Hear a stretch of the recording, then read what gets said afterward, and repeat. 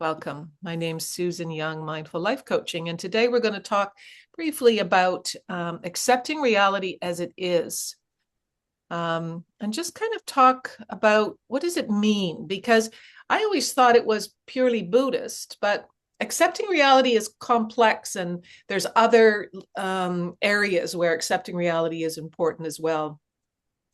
But let's start with what does it mean?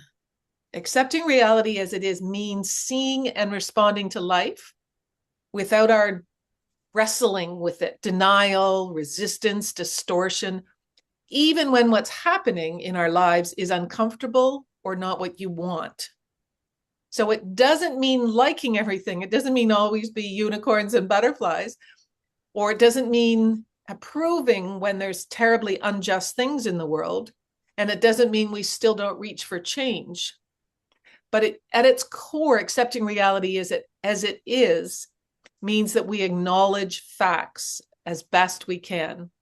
So we recognize what is actually happening right now, not what should be happening, which is certainly previously I spent a lot of my life as a feminist activist saying, well, this is how life should be. Why is it like this? And then reducing mental resistance. When I hear myself say this shouldn't be how it is, I have an unresolved, I probably need to do step 4 and 5 on it. I have an unresolved rage against pharmaceuticals and banks who make billions every quarter, sometimes on the backs of people. And so that idea about what should be and what I wish were different, I need to bring those and accept the reality as it is now, which doesn't mean denying that often those huge multi-global, multi-billion corporations aren't harming people and don't make money off the backs of, people all the time. So, but for me to come into a rage, which is how I used to behave, is not helpful. It's not accepting the fact that we live in a capitalist system and that the nature is to make as big a profit as you can.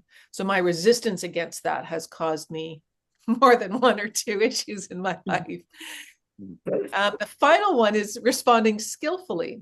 Once I see reality as it is, once I understand more skillfully that, let's stick with pharmaceuticals. And I've done some research. There's a great documentary on Netflix that talks about how pharmaceuticals have created and participated in the opioid crisis and the fentanyl. Like they're really, it's not like we don't all know, but we kind of, it's hard to face up to it because it also creates a quality of life.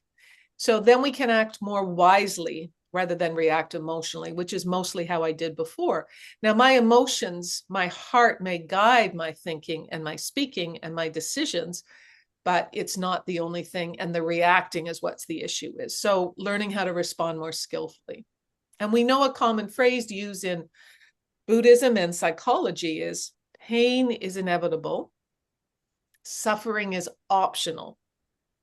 And the optional part refers to the extra suffering that we create when we fight reality mentally.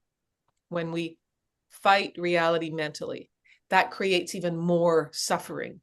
And that's like that second arrow story, which I'm sure you're all familiar with, where you go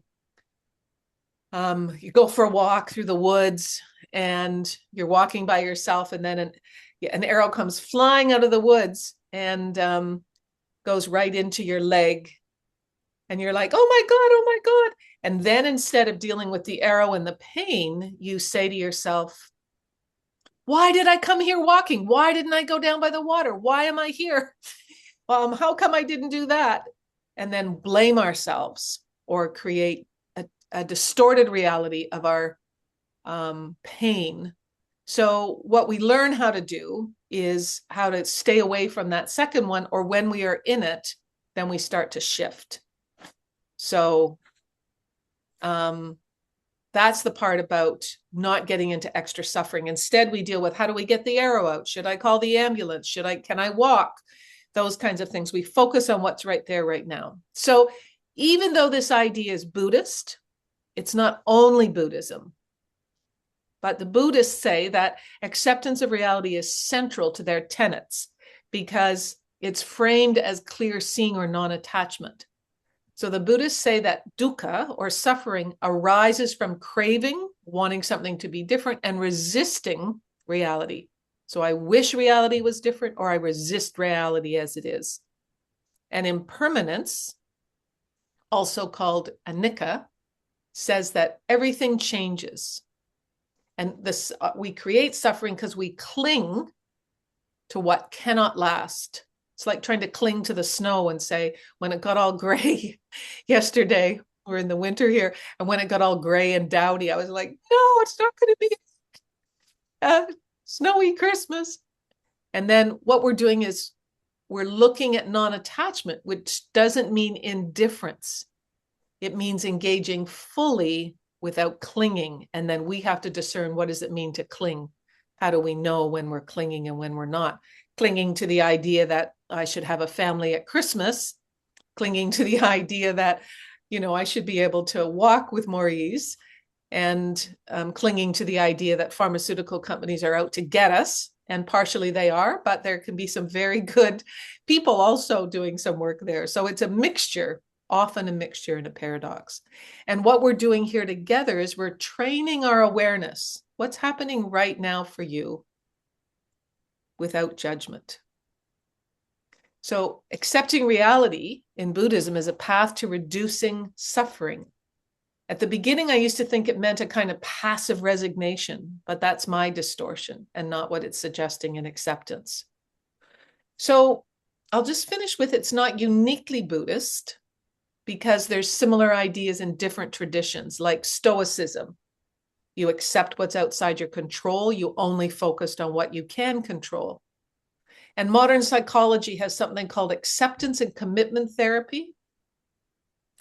And that talks about really accepting our internal experiences while still committing to meaningful action.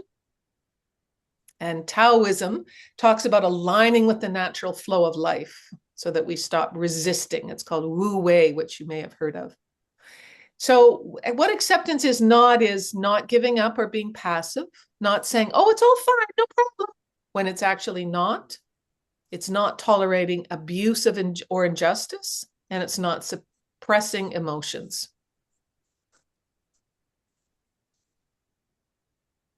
So I think we'll leave it there for now, and then we'll chat before we do the meditation.